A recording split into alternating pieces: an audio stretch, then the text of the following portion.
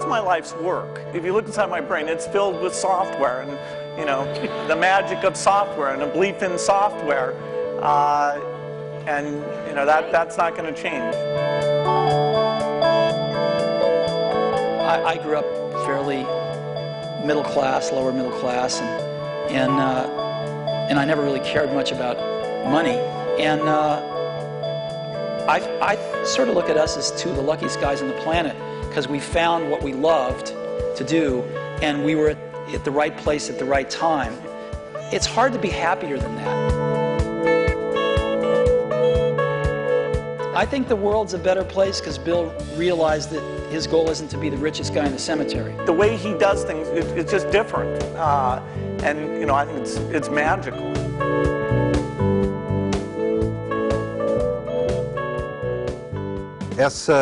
Essa conversa entre Bill Gates e Steve Jobs acontece no segundo semestre de 2007. O Jobs estava de volta à Apple fazia 10 anos, mais ou menos, e o Gates estava a 1 ano de se aposentar definitivamente e ir para a filantropia. Os dois já eram empresários de notado sucesso, a Apple ainda não era maior que a Microsoft.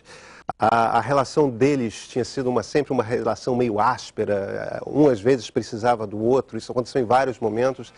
Todo mundo queria ver esse encontro. Bill Gates é o sujeito que inventou a indústria do software. E de certa forma, Steve Jobs, junto com o sócio dele, Steve Wozniak, são os dois caras que inventaram a indústria do computador pessoal. O computador pessoal só faz sentido se você tem programas, e programas, evidentemente, só fazem sentido se pessoas estão comprando computadores.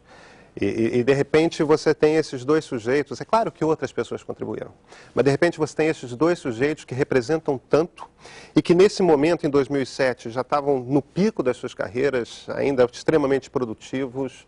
De repente, vocês têm os dois se encontrando com tanta história para contar, com tantas brigas nos seus passados.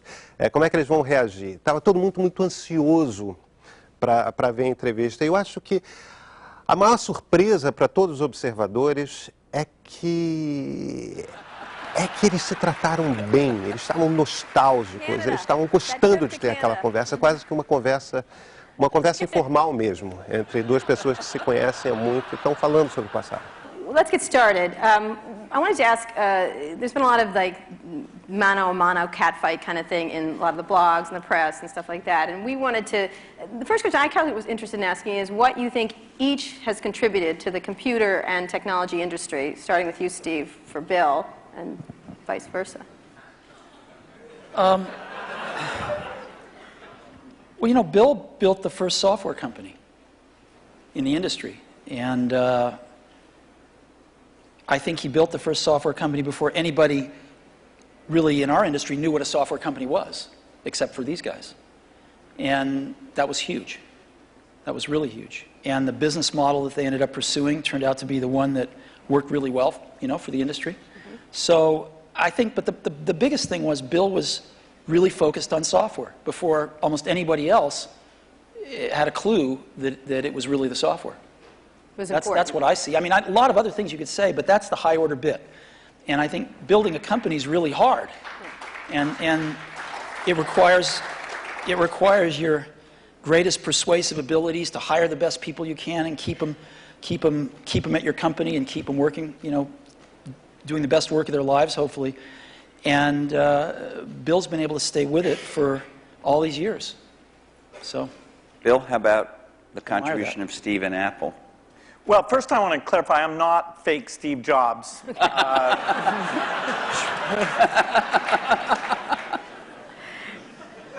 know, what Steve's done is quite phenomenal. You know, if you look back to 1977, that Apple II computer, the idea that it would be a mass market machine, you know, the bet that was made there by Apple uniquely, there were other people with products, but the idea that this could be an incredible, empowering phenomena, Apple pursued that dream.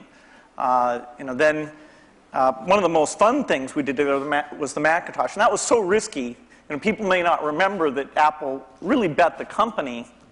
Lisa hadn't done that well, and you know, some people were saying, okay, that general approach wasn't good.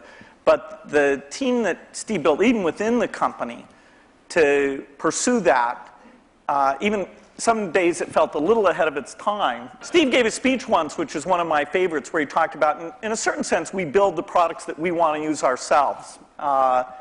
And so he's really pursued that with incredible taste and elegance that has had a huge impact on the industry. And his ability to always come around and figure out where that next bet should be has been phenomenal. Apple literally was failing when Steve went back and reinfused the innovation and risk-taking that have been phenomenal. So the industry's benefited immensely from his work. We've both been lucky to be part of it, but I'd say he's contributed as much as anyone. We've also both been incredibly lucky to have had great partners that we started the companies with, and we've attracted great people. I mean, so everything that's been done at Microsoft and at Apple has been done by just remarkable people, none of which are sitting up here, today. I know that you started Microsoft prior to 1977. I think Apple started the year before in 76. Microsoft in 74 was when we started writing the 75. BASIC. And then, then we did shipped the BASIC in 75. Okay.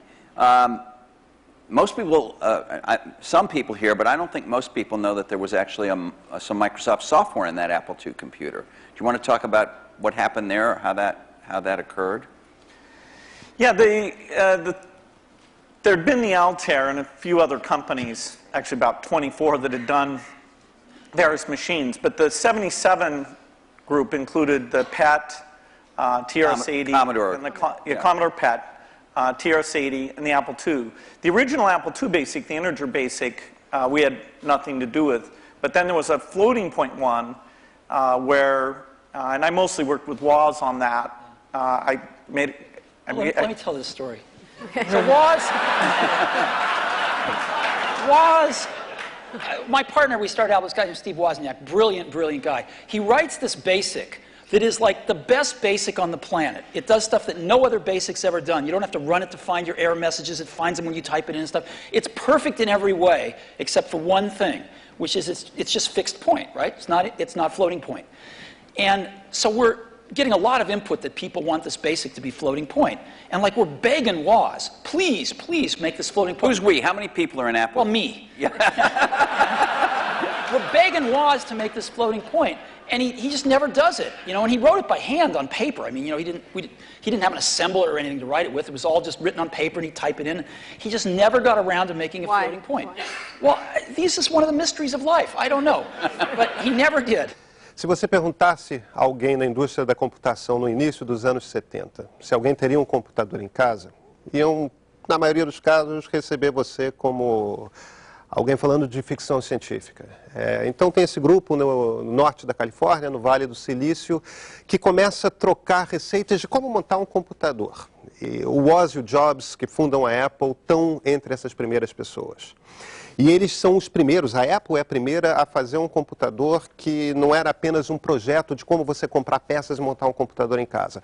O Apple II, que é de 77, 78, é um computador que vem numa caixa de plástico, tem monitor, tem teclado, e ele roda alguma coisa. De repente, um computador é um produto de consumo. Ao mesmo tempo, em Seattle, no estado de Washington, um pouquinho só ao norte, o Bill Gates, junto com Paul Allen, seu sócio na fundação da Microsoft, começa a desenvolver programas que rodam nesses vários computadores que estão nascendo na Califórnia. E os primeiros programas são, na verdade, linguagens de programação. O BASIC, básico mesmo em português, é essa linguagem mais simples. Na verdade, esses primeiros computadores pessoais não passam mais do que calculadoras programáveis. Você tinha que fazer o programa. E a Microsoft começa a estourar dessa forma. Se alguém pode te vender um computador, alguém também pode vender para você um software que te permite fazer o que você quiser com o computador. Ou ao menos o que você quer nos limites de finais dos anos 70. Microsoft had this very popular, really good floating point BASIC that we ended up going to them and saying, help. And how much was I think you were telling us earlier. That was $31,000. That Apple paid you for that. The floating point BASIC. And I flew out to Apple. I spent 2 days there getting the cassette. The cassette tapes were the main ways that people stored things at the time. Right. And, that was fun. I think the most fun is later when we worked together. Well, on the what was the Macintosh. most fun? Tell the story about the most fun that was later. Well, Steve can probably start it better. The team that was assembled there to do the Macintosh was a very committed team. And there was an equivalent team on our side that just got totally focused on this activity. Jeff Harbers, a lot of incredible people. And we really had bet our future because on the Macintosh being successful, and then hopefully graphics interface in general being successful. But first and foremost, the thing that would popularize that being the Macintosh. And so we were working together, the schedules were uncertain, the quality was uncertain, the price. When Steve first came up, it was going to be a lot cheaper computer than it ended up being, but that was fine. So you worked in both places, in both? Well, we were in Seattle, and we fly down there. But Microsoft, if I remember correctly, from what I read, wasn't Microsoft one of the few companies that were allowed to even have a prototype of the Mac at the time? Well, what's interesting, what's hard to remember now, is that Microsoft wasn't in the applications business then. They took a big bet on the Mac because this is how they got into the apps business. I mean, Lotus dominated the apps business on the PC back then. Right. We had done just Multiplan, Yeah. which was a hit on the Apple II.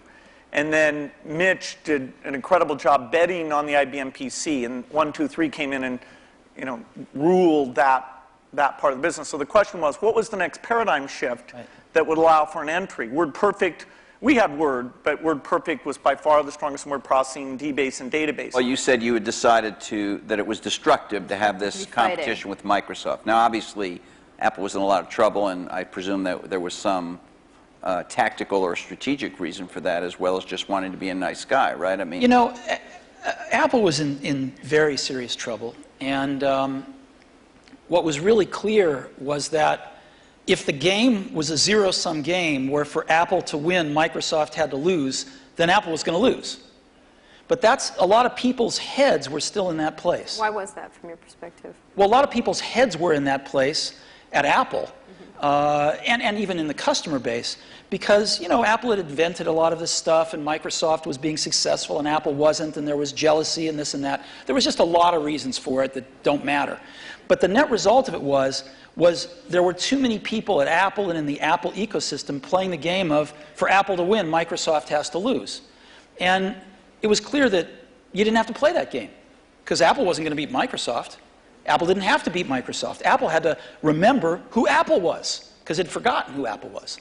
And so to me, it was pretty essential to break that paradigm. And it was also important that Microsoft was the biggest software developer outside of Apple developing for the Mac. And so it was just crazy what was happening at that time. And Apple was very weak. And so I called Bill up and we tried to patch things up. Então, de repente, em 97, os interesses desses dois sujeitos que brigaram por tanto tempo confluem. Confluem por quê? Primeiro, Bill Gates precisa provar para o governo americano que ele não é um monopólio. Ou seja, que existe um concorrente no mercado. E existe. O Macintosh da Apple. Então, Bill Gates precisa que a Apple não quebre. Por outro lado, a Apple está quebrando. O CEO da Apple, o presidente da Apple, acaba de ser demitido, Jobs está no lugar dele e ele precisa dar algum tipo de sinal para o mercado de que a Apple consegue sobreviver. Como que a Apple consegue sobreviver? Se uma grande empresa, se o homem mais rico do mundo se compromete em escrever programas para a Apple e mais do que isso, investir. Então o próprio Gates investe $100 mil na Apple. Em 97, eles fazem esse acordo, é um acordo que ninguém esperava, e esse acordo é anunciado, o investimento da Apple, o investimento da Microsoft, o compromisso da Microsoft em desenvolver programas para a Apple. De repente, os dois interesses confluem, é sobre isso que o Jobs está falando agora. And since that time, we've had a team that's fairly dedicated to doing the Mac applications, and they've always been treated kind of in a unique way so that they can have a pretty special relationship with Apple. And that's worked out very well. In fact, every couple years or so, there's been something new that we've been able to do on the Mac. And it's a great business for us. And it's actually, the relationship between the Mac development team at Microsoft and Apple is a great relationship. It's one of our best developer relationships.